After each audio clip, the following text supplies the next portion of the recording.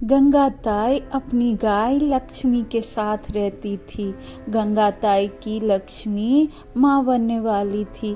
गंगाताई उससे बहुत प्यार करती और उसे कहती, खा लक्ष्मी, खाना खा, तुम्हारे पेट में जो बछड़ा है तभी तो वो अच्छे से पलेगा। लक्ष्मी खूब खुश हो जाती और गंगाताई के साथ बहुत प्यार से रहती। गंगाताई कहती कि अब तो इस दुनिया में तेरे सिवा मेरा कोई नहीं है।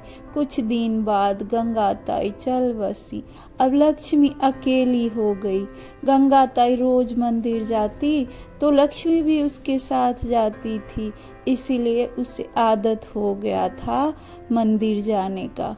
वह गंगाताई का क्रियाकर्म करके भोलेनाथ के पास गई और कहने लगी, भोला बाबा, ये आपने क्या कर दिया? मैं तो माँ बनने वाली थी अभी और आपने गंगाताई को मुझसे छीन लिया। ऐसा कहकर वह वहाँ चारा करने लगी। तभी उसे एक कसाई ने देख लिया और उसे पकड़ने को सोचा और कहने लगा, मैं इसे घर ले जाऊंगा और ये माँ भी बनने वाली है। ये मुझे जब तक दूध देगी ठीक है, जब दूध नहीं देगी तो मैं इसे काट कर इसका मांस भी बेच लूँगा। यह सुनकर लक्ष्मी बहुत परेशान हो गई और सोचने लगी कि जब तक मैं दूध दूंगी तब तक ये मुझे रखेगा, फिर बाद में काट देगा। मैं इसे रोज दूध दिया करूंगी। ऐसा सोचकर लक्ष्मी वहाँ रहने लगी। लेकिन वह कसाई तो कसाई था। उसके दिमाग में हमेशा चलता रहता कि वो लक्ष्मी कितनी मोटी तगड़ी है, उसका तो कितना मांस होगा और मैं बेच के कितना अमीर हो जाऊंगा, किसी को क्या पता चलेगा। एक दिन एक ग्राहक आया और उसे बहुत सारे मांस का डिमांड किया। अब वह कसाई लक्ष्मी के पास गया और कहने लगा, ओ लक्ष्मी, आज तेरा दिन आ गया। आज तो मैं तुझे काट के बहुत सारा मांस बेचूंगा। किसी को क्या पता चलेगा कि ये गाय का मांस है या जंगली जानवर का। तो मैं आज तुम्हें काटूंगा। लक्ष्मी पुकारने लगी, भोला बाबा मुझे बचा लो। तभी भोले बाबा का नाग सांप आया और उस कसाई को काट लिया। कसाई चिल्लाने लगा, हे भगवान, ये मैंने क्या कर दिया?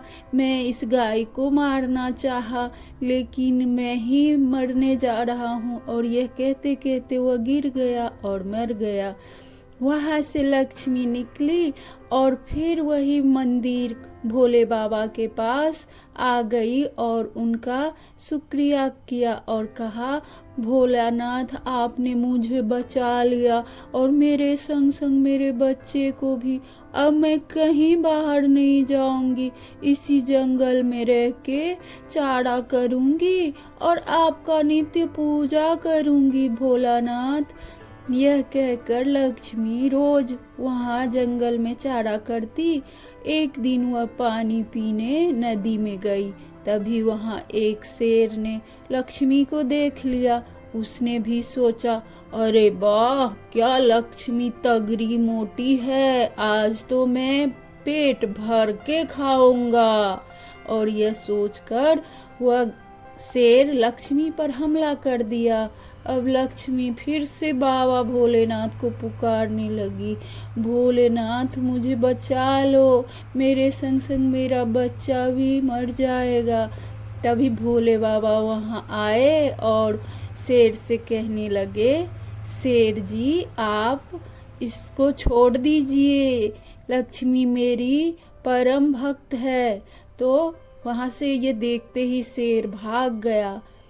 भोलेनाथ अब लक्ष्मी को कहने लगे, लक्ष्मी, आज से तुम्हारा कोई कुछ नहीं बिगाड़ पाएगा। अब तुम आराम से इस जंगल में रहो और अपना चारा करो, जहाँ जाना चाहो जाओ, तुमको कोई कुछ नहीं बिगाड़ पाएगा, न कोई मार पाएगा। यह सोचकर लक्ष्मी खुश हो गई। तभी एक साधु महाराज उसे उसी जंगल में मिले और कहा, लक्ष्मी, आप मेरे साथ मेरे आश्रम चलिए, मैं वहाँ आपका सेवा करूँगा।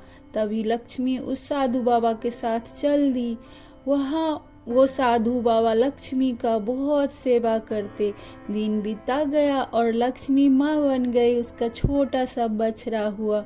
सभी साधु महाराज वहाँ खूब जश्न मनाए और सब ने मिलकर लक्ष्मी के बच्चे को दुआ दी। अब लक्ष्मी अपने बच्चे के साथ वहाँ राजी खुशी रहने लगी। जय